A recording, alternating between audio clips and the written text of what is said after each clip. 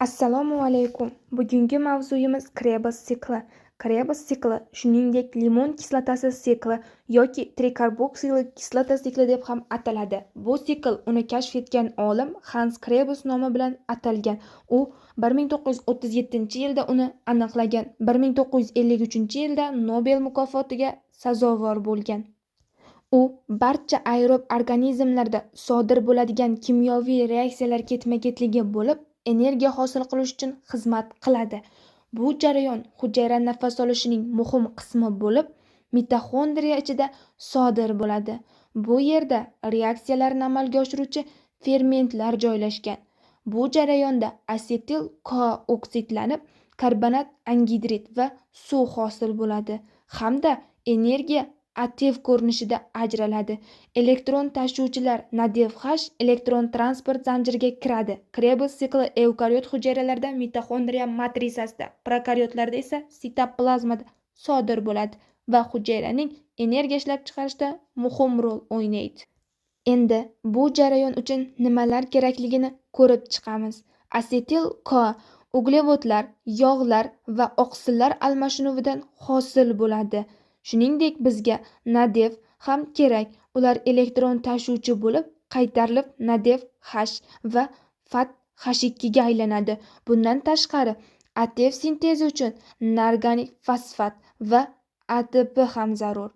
Suv ham sikl davomida turli reaksiyalarda ishtirok etadi. Xulosa qilib aytganda, Krebs sikli uchun asetil-CoA, elektron tashuvchilar, ADP, norganik fosfat va suv kerak. Bundan tashqari, bu jarayon uchun hujayraviy muhit zarur, ya'ni mitoxondriya matrisasi. Endi Krebs siklining bosqichlarini muhokama qilamiz. Jarayonni boshlash uchun aytganimdek, Krebs sikli hujayra nafas olishining ikkinchi bosqichidir. Texnik jihatdan birinchi bosqichning yakuniy mahsuloti ikkinchi bosqichga kirishi kerak. Birinchi bosqichning oxirgi mahsuloti bu piruvat. Piruvat glyukozadan glikoliz orqali hosil bo'lishi barchamizga ma'lum. Bunda 2 mol piruvat, 2 mol ATF, 2 mol NADH hosil bo'ladi. Endi mavzuga qaytsak, jarayon asetil-CoA dan boshlanadi. Bu degani piruvat ma'lum o'zgarishlarga uchragan. Bu reaksiya piruvat dekarboksilanishi deb ataladi. Demak, birinchi bosqich piruvatning asetil-CoA ga aylanishidir. Bu juda muhim biokimyoviy reaksiya bo'lib, glikoliz bilan Krebs siklini bog'laydi. Bu jarayon glikolizning oxirgi mahsuloti bo'lgan piruvatni asetil-CoA ga aylantiradi va u keyin Krebs sikliga kiradi. Bu reaksiya piruvat degidrogenaza kompleksi tomonidan katalizlanadi. Bu katta ko'p fermentlardan tashkil topgan kompleksdir. Bu reaksiya davomida piruvatdan karbonat angidrid ajralib chiqadi va u oksidlanadi. Qolgan 2 uglerodli asetil guruhi kofermentga o'tkaziladi. Natijada asetil-CoA hosil bo'ladi. Bu reaksiya piruvat degidrogenaza kompleksi tomonidan katalizlanadi. Shuningdek, bu jarayonda NADHdan NADH ham hosil bo'ladi. Umumiy reaksiya quyidagicha ifodalanadi. Piruvat plus CoA plus NADH hosil bo'ladi. Asetil-CoA plus karbonat angidrid NADH plus vodorod. Endi asetil-CoA tayyor bo'lgach, u Krebs sikliga kiradi. Krebs siklining birinchi bosqichida asetil-CoA birikadi.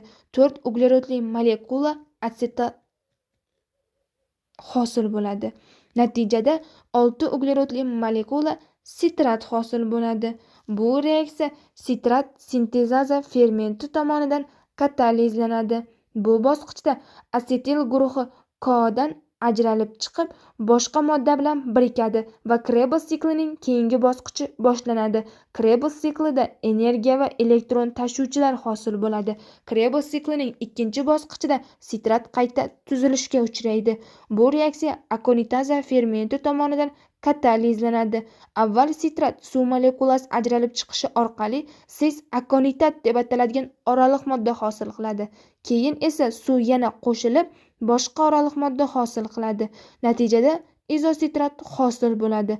Bu bosqich juda muhim, chunki u keyingi reaksiyaga tayyorlaydi. Uchinchi bosqichda oksidlovchi dekarboksilanish sodir bo'ladi. Izositrat oksidlanadi va dekarboksillanib alfa ketoglutarat hosil qiladi. Bu reaksiya izositrat degidrogenaza fermenti yordamida kechadi. Bu jarayonda nat qaytarilib NADFHga aylanadi. Shuningdek, bitta karbonat angidrid molekulasi ajralib chiqadi. Natijada alfa ketoglutarat hosil bo'ladi. Bu bosqich juda muhim, chunki hosil bo'lgan NADFHdan keyinchalik ATF ishlab chiqarishda ishlatiladi. Bu elektron transport zanjirida ATF hosil qilishga xizmat qiladi. To'rtinchi bosqichda alfa ketoglutarat yanada oksidlanadi va dekarboksilanish natijasida suksinil CoA hosil bo'ladi. Bu reaksiya alfa ketoglutarat degidrogenaza kompleksi tomonidan katalizlanadi. Bu bosqichda yana bir karbonat angidrid molekulasi ajralib chiqadi. Shuningdek, NADF qaytarilib NADFHga aylanadi. Bundan tashqari, koenzim A qolgan 4 uglerodli molekulaga qo'shilib suksinil CoA hosil qiladi. Bu bosqich muhim, chunki yana bir NADFH hosil qiladi va keyingi reaksiyalar uchun substrat tayyorlaydi. Krebs siklining 5-bosqichida suksinil CoA suksinatga aylanadi. Bu reaksiya suksinil CoA sintezaza fermenti yordamida kechadi. Bu jarayonda CoA guruhi ajralib chiqadi va ajralgan energiya GTP guanozin trifosfat hosil qilish uchun ishlatiladi.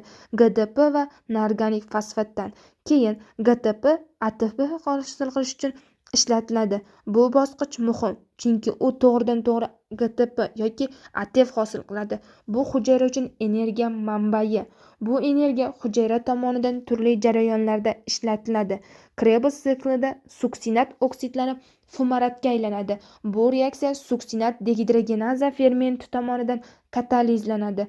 Bu jarayonda suksinatdan 2 vodorod atomi ajralib chiqadi va ular elektron tashuvchi flavin adenin dinukleotidga o'tkaziladi. Natijada FATH2ga aylanadi. Bu bosqich o'ziga xos, chunki suksinat degidrogenaza mitoxondriyaning ichki membranasida joylashgan va elektron tashish zanjirida ham ishtirok etadi. FATH hosil bo'lishi muhim, chunki u keyinchalik elektron tashish zanjirida ATF hosil qilish uchun ishlatiladi. Krebs siklining 7-bosqichida fumarat gidratlanib malat hosil qiladi. Bu reaksiya fumaraza fermenti yordamida kechadi. Bu jarayonda suv molekulasi fumaratga qo'shilib, uni malatga aylantiradi. Bu bosqich muhim, chunki u oxirgi oksidlanish bosqichiga tayyorlaydi. 8, ya'ni oxirgi bosqichda malat oksidlanib yana oksalat atsetat hosil qiladi. Bu reaksiya malat degidrogenaza fermenti tomonidan katalizlanadi. Bu jarayonda malat oksidlanadi. Natijada NADFHga aylanadi. Oksalat atsetatning qayta hosil bo'lishi juda muhim, chunki u Krebs siklining davom etishini ta'minlaydi. Chunki u birinchi bosqichda asetil CoA bilan birikadigan boshlang'ich molekulani beradi. Krebs sikli davom etadi, chunki boshlang'ich molekula yana hosil bo'ladi va u asetil CoA bilan birikadi. Bu bosqichda yana bir NADFH molekulasi hosil bo'ladi. U esa elektron transport zanjirida ATF hosil qilish uchun ishlatiladi. Krebs sikli hujayra energiyasi ishlab chiqarish uchun juda muhim. U ATF, NADFH hosil qiladi. Shuningdek, u biosintez yo'llari uchun oraliq moddalar beradi va uglevod, yog' hamda oqsil almashinuvini birlashtiradi. Bundan tashqari, metabolitik jarayonlarni tartibga soladi va hujayra muvozanatini, gomeostazni saqlaydi. Karbon dioksid hosil qiladi. NADFH elektron tashuvchilar hisoblanadi va elektron transport zanjiriga kiradi. Ular energiya ATF hosil qilishda ishtirok etadi. E'tiboringiz uchun rahmat.